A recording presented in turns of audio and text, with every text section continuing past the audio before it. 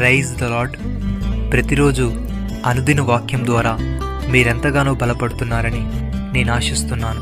అలాగే మీరు కనుక మన యూట్యూబ్ ఛానల్ని క్రొత్తగా వీక్షిస్తున్నట్లయితే మన యూట్యూబ్ ఛానల్ని సబ్స్క్రైబ్ చేయండి, ఇతరులకు షేర్ చేయండి.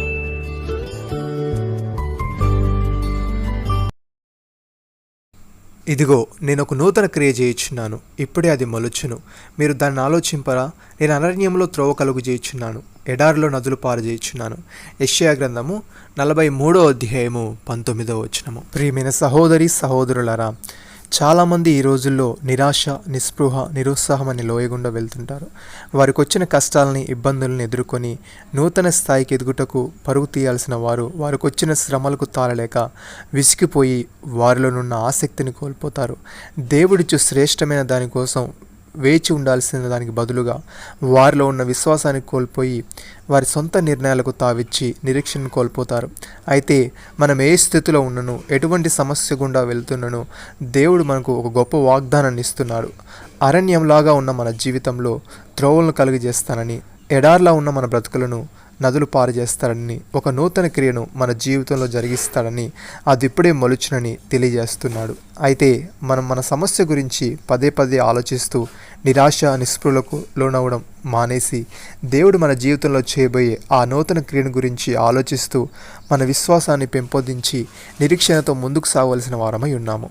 భక్తుడి విధంగా అంటున్నాడు, అబ్రహాం పిలువబడినప్పుడు విశ్వాసమును బట్టి ఆ పిలుపులకు లోబడి తాను శ్వాసముగా పొందనున్న ప్రదేశమునకు బయలువెళ్ళెను, మరియు ఎక్కడికి వెళ్ళవలనో అది ఎరుగకే బయలువెళ్ళెను. విశ్వాసమును బట్టి అతనితో వాగ్దానమునకు సమాన వారసులైన ఇస్సాకును, యాకోబును వారును గుడారములలో నివసించుచు అన్యుల దేశంలో ఉన్నట్టుగా వాగ్దాత దేశంలో పరవాసులైరి. ఏలయనగా దేవుడు దేనికి శిల్పియు నిర్మాణకుడైడో పునాదులు గల ఆ పట్టణము కొరకు అబ్రహాం ఎదురు చూచుచుండెను. విశ్వాసమును బట్టి శారాయు వాగ్దానం చేసిన వాడు నమ్మదగిన వాడు ఎంచుకొనెను గనుక తను వయస్సు గతించినదైనను గర్భము ధరించుటకు శక్తి పొందెను. సహోదరి సహోదరులారా, దేవుడు యథార్థవంతుడు, యెహోవా వాక్కు నిర్మలము, తను శరణుజొచ్చిన వారికి ఆయన కేడు. యెహోవా తప్ప దేవుడేడి? మన దేవుడు తప్ప ఆశ్రయదుర్గమేది? మనకు బలము ధరింపజేయవాడు ఆయనే, మనల్ని యథార్థ మార్గమును నడిపించువాడు ఆయనే. ఆయన మన కాలు లేడి కలవలే చేయుచున్నాడు, ఎత్తైన స్థలముల మీద మనల్ని నిలుపుచున్నాడు. మన చేతులకు యుద్ధము చేయ నేర్పువాడు ఆయనే, మన బాహువులు ఇత్తడి విల్లును ఎక్కుపెట్టును. ఆయన రక్షణ కేడమును ఆయన మనందరికి ఇచ్చుచున్నాడు. ఆయన కుడి చేయి మనల్ని ఆదుకొనెను, ఆయన సాత్వికము మనల్ని గొప్ప చేసెను.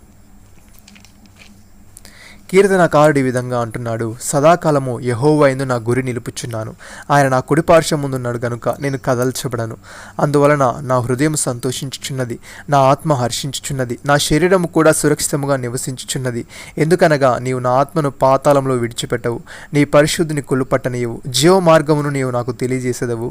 నీ సన్నిధి సంపూర్ణ సంతోషము కలదు, నీ కుడి చేతిలో నిత్యము సుఖములు కలవు.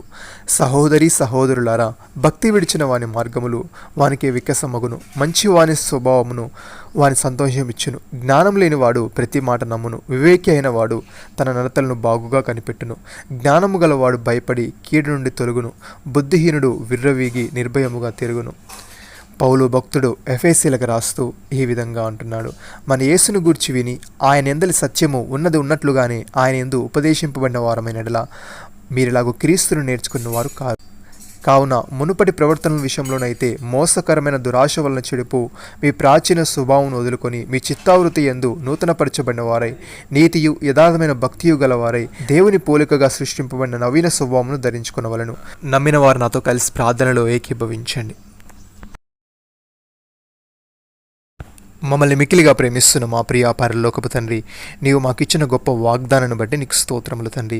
నీవు మాకిచ్చిన వాగ్దానాన్ని మేము విశ్వసిస్తూ ధైర్యముతో, నిరీక్షణతో ముందుకు సాగే వారముగా ఉండటకు సహాయము దయచేయమని, మా చిత్తావృతి యందు మేము నూతనపరచబడిన వారమై నీతియు యథార్థమైన భక్తియు గలవారమై నీ పోలికగా సృష్టింపబడిన నవీన స్వభావమును ధరించుకున్నట్టుకు కృపచూపమని, నీవే మా జీవితములలో అద్భుత కార్యములు జరిగించమని ప్రభువైన యేసుక్రీస్తు నామములో ప్రార్థిస్తున్నాము తండ్రి. ఆమెన్.